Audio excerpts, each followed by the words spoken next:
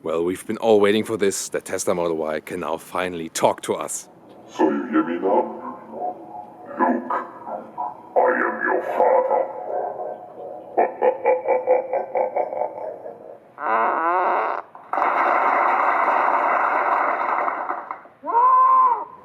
Does that with the glove box also work while driving? Open the glove box.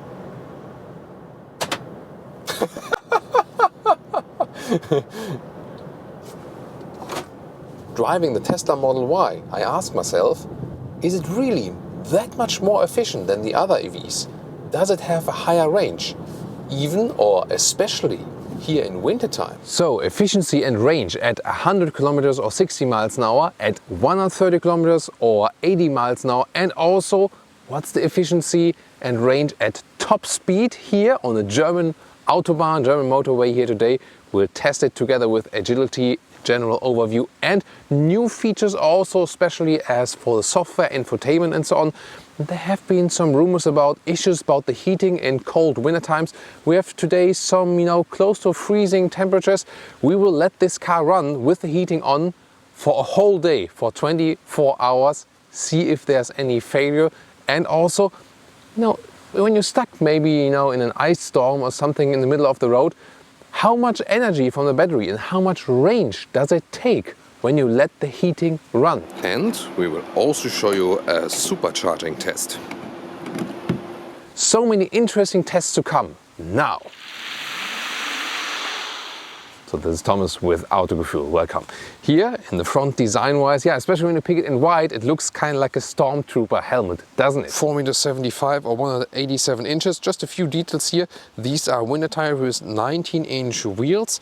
You can get 19, 20 or 21 for the performance version, but I recommend sticking with 19 for best comfort. Here, by the way, we have these mud flaps. They protect the side against extra mud, but they're really low and sometimes they are not mounted because indeed they will hit the ground in certain situations, so not so sure. A nice signature here at the rear. It always comes with all-wheel drive, one electric motor in the front, one in the rear.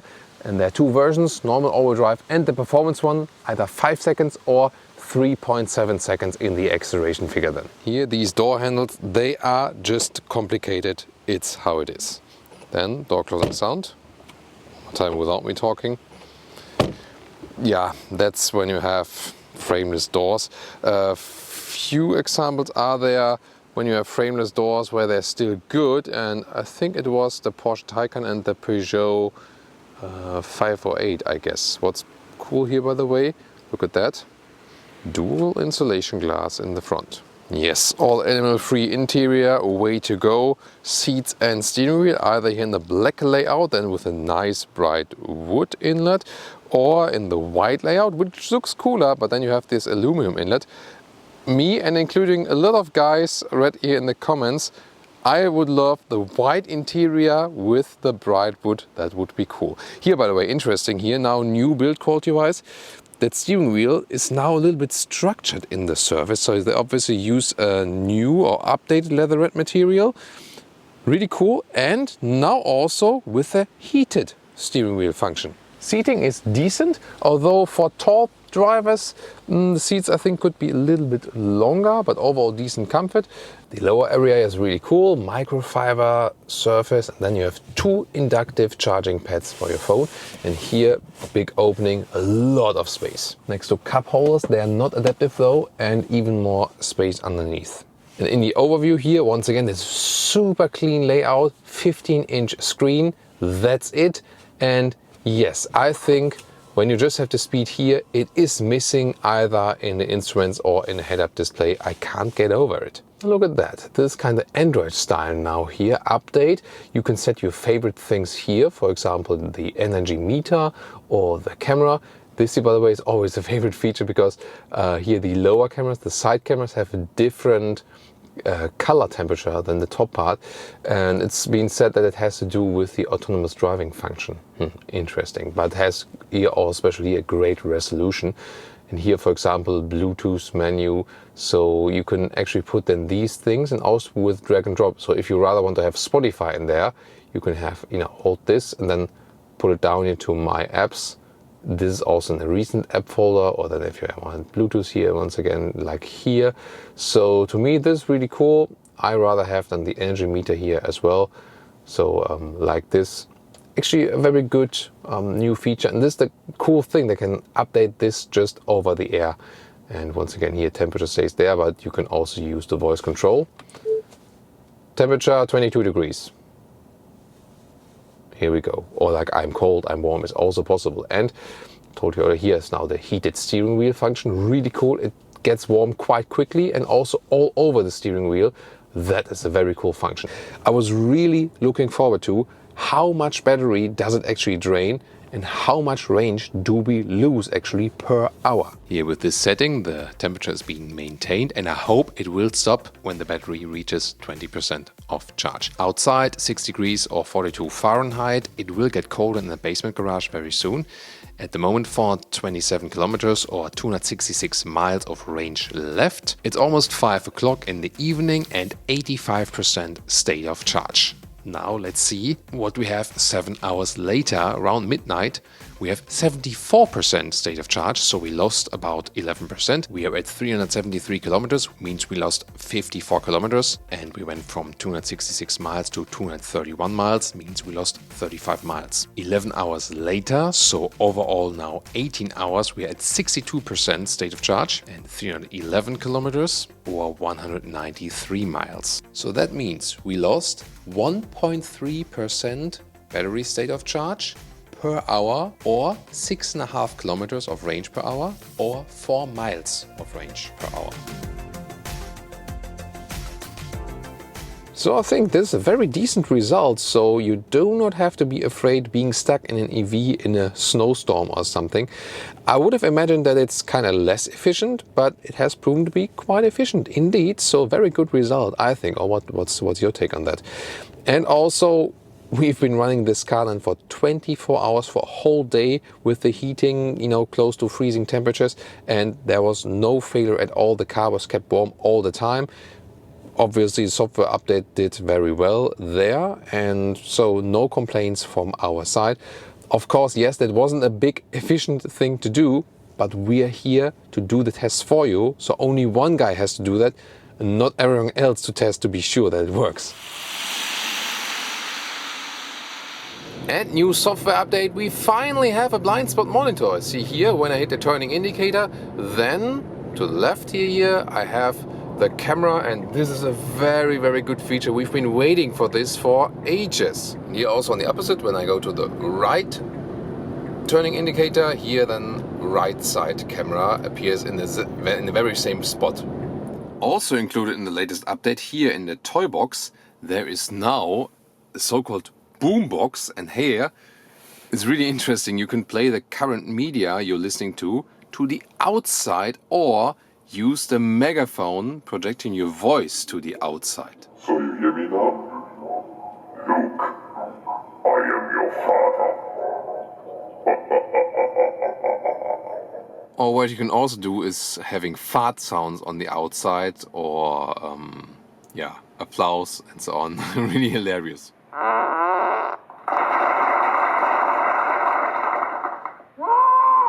And now what about that battery and the range? Well, first of all, 77 kilowatt hours is the capacity, and it's really funny.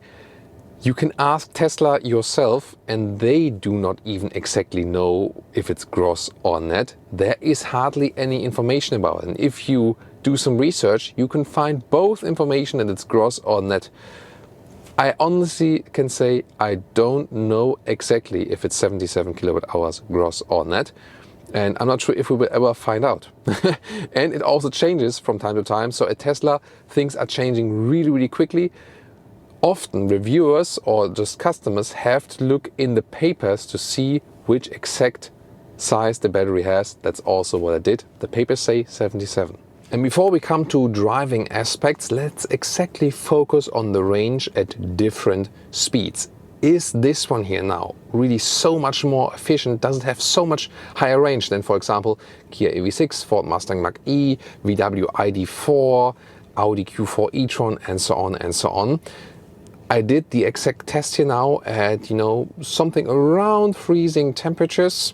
Let's find out. At 100 kilometers an hour, we have 19 kilowatt hours on 100 kilometers. So at 60 miles an hour, 30 kilowatt hours per 100 miles. And at 130 kilometers an hour or 80 miles an hour, we have 23 kilowatt hours per 100 kilometers or 33 kilowatt hours on 100 miles. So what does it mean? Yes, the Tesla Model Y is very efficient, a very good result. And yes, it is also in a lot of respects a little bit more efficient than the competitors and offers a little bit more range.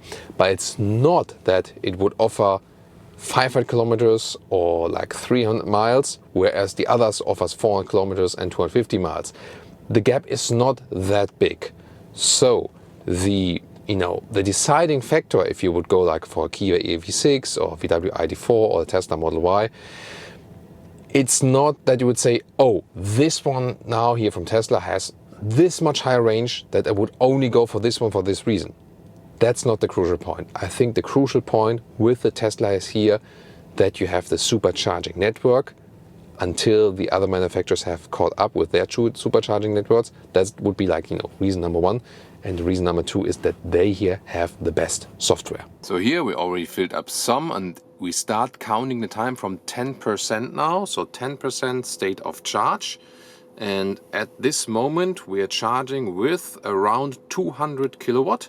That's already quite decent. Let's see how long this can be kept in this power. Here, like this 1 hour, this is like to 100%, but we are going to 80% because that's the relevant figure. See here, starting at 3 o'clock, so 1500, you can also say, military time. Now at over 20% already, just after 3 minutes, that's quite decent. And here we're still at about 170 kilowatt. Here now at 35%, charging speed is dropping. So here we are now at 130 kilowatt. So first timing from 10 to 40% in 9 minutes. Now at 60% we have dropped below 100 kilowatt, but still with 80 is quite decent. And here, so 60% after 18 minutes. We're getting closer. And now we are at our goal. It's still charging at 60 kilowatts and we have reached 80%. So 10 to 80% in exactly 31 minutes. That's a good result, I think. And if we compare this to the competitors, the Ford Mustang Mach-E, for example, will take around 10 minutes longer for 10 to 80%, although they recently made some updates now there. And the Kia EV6 or the Hyundai Ioniq 5, well, theoretically, they have a higher charging peak, but then again, they do not do preconditioning, so especially in wintertime, they won't be faster at all. And also, you cannot hold this peak for the whole time. So some other tests, they have shown that they take a similar amount of time, maybe a little bit faster, and only in really super ideal conditions, they are this 10 minutes faster, so around 20 minutes, what is actually promised by them. By the way, the whole thing, did cost me 28 euros. Note that energy in Germany is quite expensive. And what's also quite interesting here, the speed is still quite okay, even above 80%, so it doesn't drop immediately like it does with the Ford. Rear seating, well, soft touch here also at the inside of the doors, that's cool. Then you have sufficient space for 4 or even 5 tall adults. Here comes close with the knees, depending on the driver position in the front, but it works. Also headroom wise, no problem with 1.86 m or 6'1". And the cool thing is here, hardly ever do we have so much space in such a comfortable position here, also in the middle seat. So 5 tall adults, really no problem at all. You cannot change the angle of the seats. This is here the direct folding mechanism, also showing you that from the trunk very soon.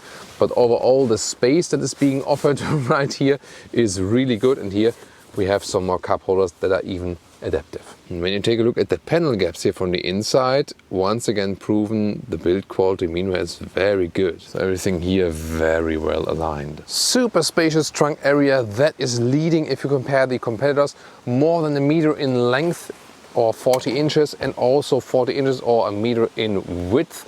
And the height here, the overall height is 70 centimeters or 28 inches, really good. Even more space here underneath, right here, huge space here, for example, for the charging cables. And even better, you can easily fold these seats here, 2/3, 1/3 split, and then, you know, look at that.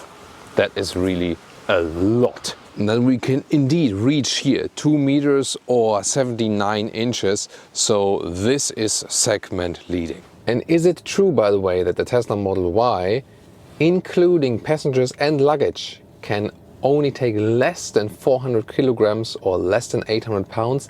Yes, it is true.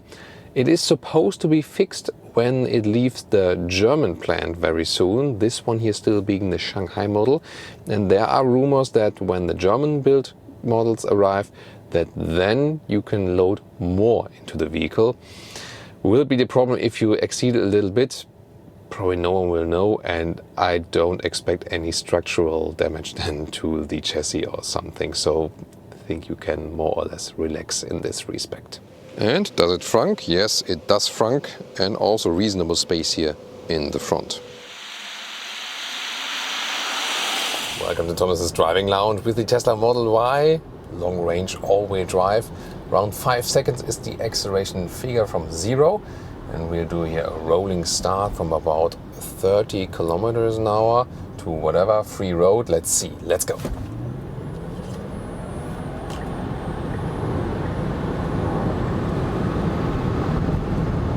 150.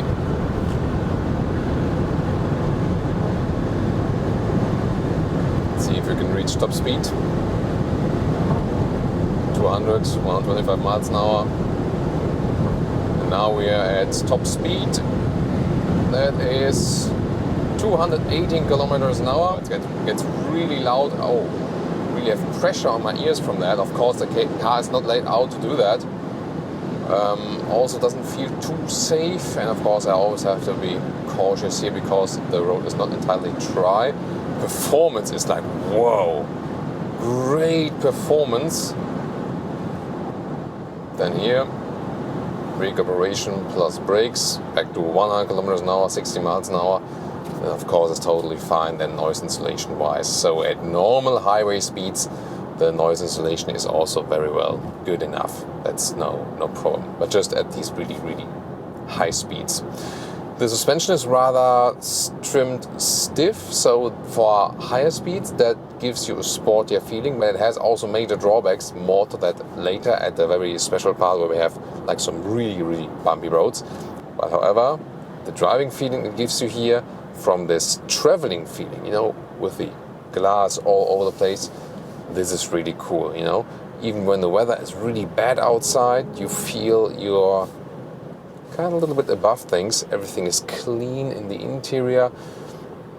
That makes a really good look to the outside. And I do not like that we don't have instruments or the head-up display. You know, especially when you're driving at night, you kind of feel a little bit lost, I would say. To me, when there's an instrument cluster, you have some kind of a connection to the vehicle, you know what I mean? One more time, acceleration when we're already at speed here from 85 kilometers an hour. Whoa! Still want a boost.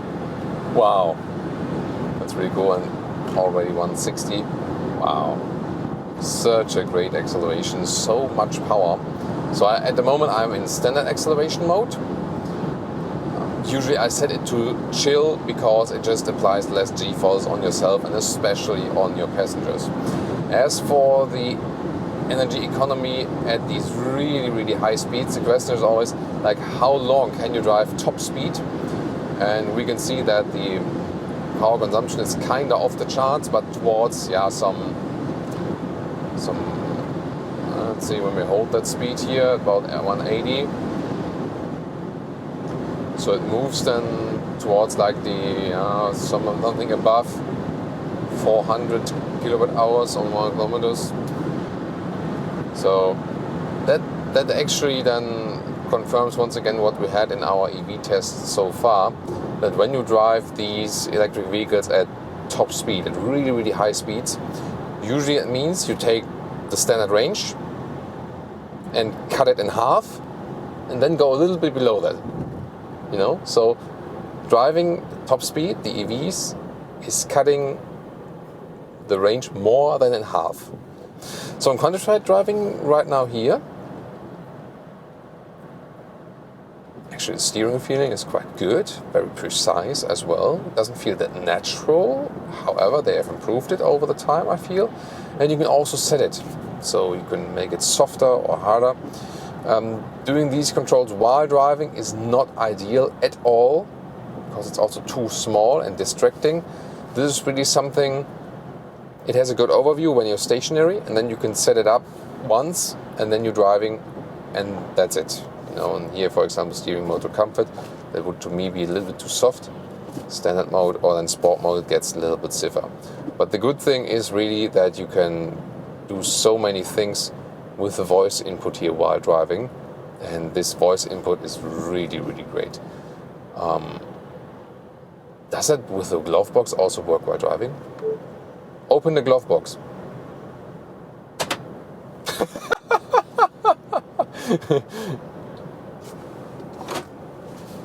That's great, right? Open the glove box. Open glove box, close. Open, close. Homer Simpson style. Yeah. Of course, sorry, maybe it needs to be, put a disclaimer like, do not open the glove box while driving. Professional driver, do not attempt. Yeah, thank you for that. Yeah, that's how you can have fun in a Tesla, definitely. And sporty driving fun, of course, acceleration-wise, definitely. Now here, these winding bends, how agile is it actually? Yeah, it's actually good. Good and precise control. Now here, of course, the very stiff suspension helps us in a way to get that sporty power on the ground. Yeah, also due to that all-wheel drive, we don't have any wheel spin or something. Precisely out of the corners. That's very good. Really settled on the ground, low center of gravity. Wow, that is very well done. However, of course, yeah, there is a catch with the suspension for normal everyday driving. Whoa, this is what I meant.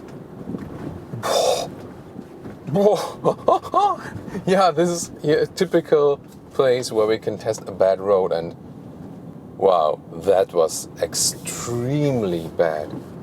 Like a similar result we just had with some, let's say, small vehicles with super stiff suspension, like like a Ford Fiesta ST or something. So indeed, the suspension is the biggest weakness here with the Tesla Model Y and the Tesla Model 3, of course, as well.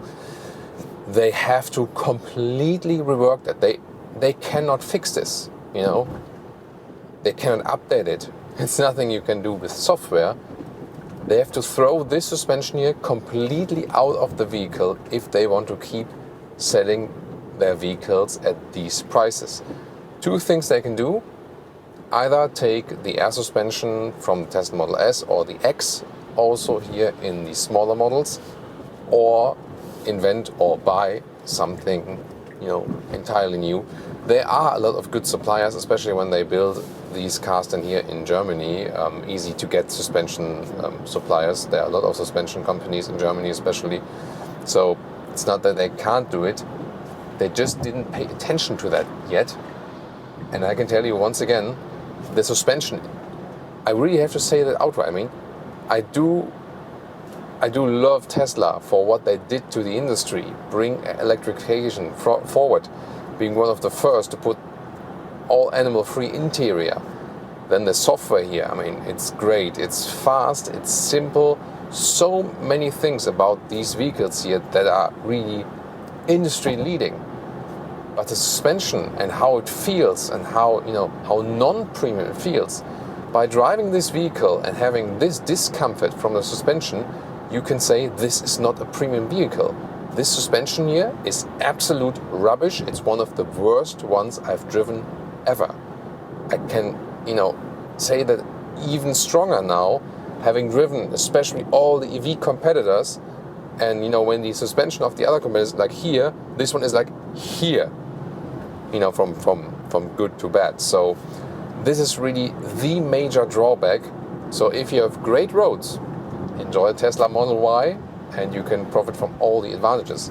But especially if you live in an area where you have bad roads, no, you can't go for it. You have to take one of the competitors, for example, the Ford Mustang Mach-E or the Kia EV6.